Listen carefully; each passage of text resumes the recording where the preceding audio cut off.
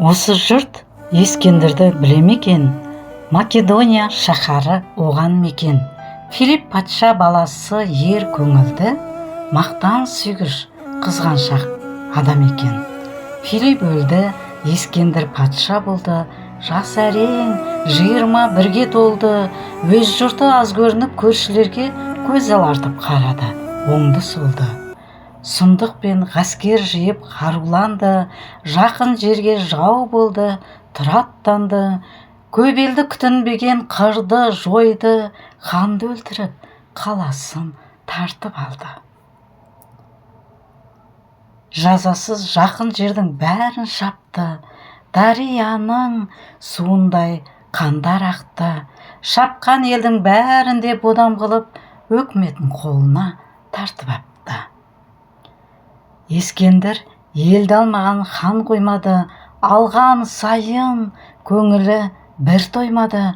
Араны барған сайын қатташылып, жердің жүзін алуға ой ойлады. Қанышер, қаһарлы хан, ашу көп, атағынан қорқады жұрт қайғы жеп. Сол күнде қошеметші айтады екен, ханның ханы, патшаның патшасы деп. Атағы талай жерге оның жетті, жердің жүзін алуға талап етті. Есепсіз әскер ертіп жарақтанып, есіткен елдеріне жүріп кетті. Алдынан шыға алмады ешкім мұның, бәрін алды қорқытты жолдағының. Жан шықпады алдынан тоқтауы жоқ, жер жүзін жеке билеп алмақ шының. Жүре, елсіз бір шөлге түсті, алып жүрген суының бәрін ішті. Адам, хайуан, бәрі де бірдей шөлдеп, басына Құдай салды қиын істі. Сандалды, сар далада су таба алмай, шөлдеген жұрт қайтеді бос қамалмай. Қызметкердің бәрінде өлтірмекші болыпты, шөлдегенге шыдай алмай. Мысалы, астындағы ат ода ұшты, Ескендір де атының жалын құшты. Жалтырап сәуле берген бір нәрсеге патшаның ат үстінде көзі түсті. Барса, бір сылдыр қаққан, мөлдір бұлақ, таспадай бейнарықтан шыққан құлап. Түсе сала Ескендір басты қойды, ішсе, суы өзгеше, тәтті тымақ. Кепкен балық келтіртті сонда тұрып, сол суға балықты алды бір жудырып. Иісі, дәмі өзгеше болып кетті, таң қалды мұның бәрін суға жорып. Ескендір қолын айтты, бұл неткен су, бәріңде ішіп бұл суға бетіңді жу.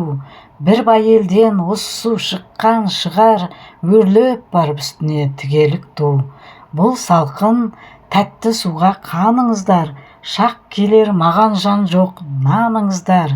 Менен қалмай бұл суды шапшаң өрлеп, талқан қылып шаһарын алыңыздар. Жарлық шашты, қол жүрді суды өрлей, шаһарына жеткенше дамыл көрмей. Көкпеңбек темір киген өңкей батыр тарттырып жөнеледі сырнай керней. Сол әскер суды өрлеп талай жүрді, судың басы бір құзар шатқа кірді. Шаттың аузын бекіткен алтын қорған, қақпасы бекітулі көзі көрді. Қақпаны ашайын деп хан ұмтылды, тұтқасын олай бұлай қатты жылды. Аша алмады қақпаны, үміт үзді, ақылдасып тәуір-ақ амал қылды.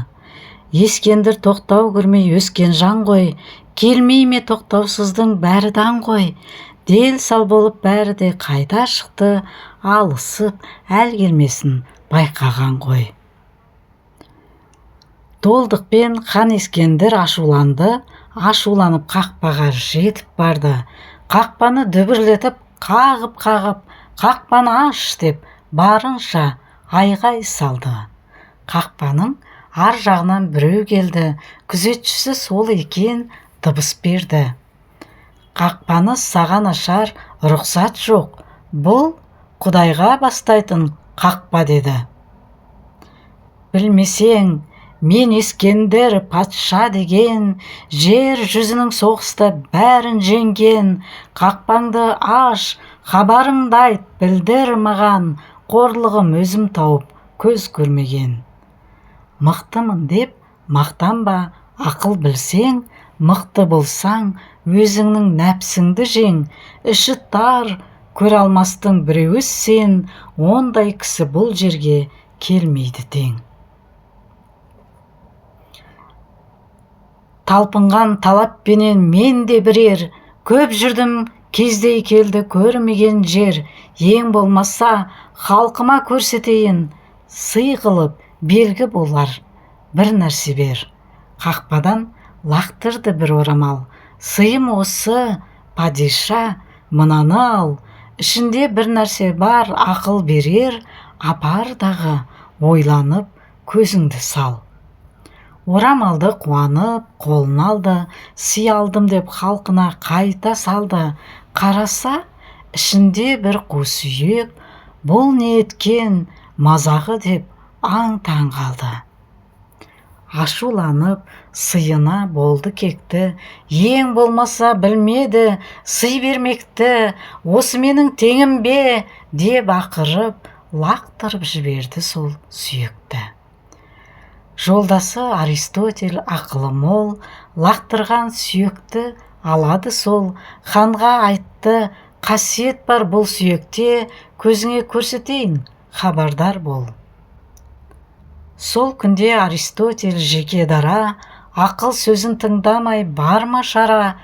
Таразына әпкелде сүйекті сал, бір жағына алтын сап өлшеп қара. Бұл сөзге Ескендір де қарай қалды, таразыны құрдыртып орта қалды. Қанша алтынды күміспен салса дағы, бір кішкентай сүйекті аудармады. Мұны көріп Ескендір аң-таң қалды. Бар қаруын алтынға қоса салды. Енді қайтер екен деп қарап еді, бұрынғыдан қу сүйек ауырланды. Аристотель хакімге патша келді. Мына сүйек қазынаның бәрін жеңді. Бұл сүйекті басарлық нәрсе бар ма? Ақылымен ойланып тапшы деді. Хакім жерден топырақ алып барды. Бір ұстап сүйекке шаша салды. Ана басы сылқ етіп жерге түсіп, сүйек басы жоғары шығып қалды. Ескендір мұны көріп аз тұрады. Хакімді аулақ жерге шақырады. Таңғаларлық іс болды мұның өзі, мәнісін айтып берші деп сұрады. Бұл адам көз сүйегі деді ханға. Тояма адам көзі мыңмен санға. Жеміт көз жер жүзіне тоймаса да, өлсе тояр көзіне құм құйғанда. Кәпір көздің дүниеде аран үлкен, алған сайын дүниеге тоям екен. Қанша тірі жүрсе де өлген күні, өзге көзбен бірдей ақ болады екен. Ашуланба, ей патшам, айтайын дат, алтын қақпа бермеді сізге рұқсат. Сый сұрадың, бергені бір қу сүйек, мұны көріп алыңыз, сізде ғибрат. Ойлап патшаның мойны түсті. Құдайым көрсетті деп бұл бір істі. Бекерлік екен менің бұл ісім деп, қолын алып жұртына қайта көшті. Азақ сөз айттым, бітті бұл әңгіме. Мұны бір өзге сөздің бірі деме. Қарның тойса қайғырма мақтан үшін, тоймас кезің толар деп қайғы жеме. Қу өмір жолдас болмас, әлақ өтер. Өз күлкіңе өзің қарық болма бекер. Ұятыңмен арыңды малға сатып, ұятсызда иман жоқ түпке жетер. Мақтанасың, біреуге мақтасын деп, шаужайымнан еш адам қақпасын деп, сен кеткен соң артыңнан күліп қалар, антұрғаннан Құдайым сақтасын деп. Ақылсыз өзін мақтап былжырайды, бойыңа өлшеп сөйлесең нең құрайды. Жақсы болсаң жарықты кім көрмейді, өз бағаңды өзіңнен кім сұрайды.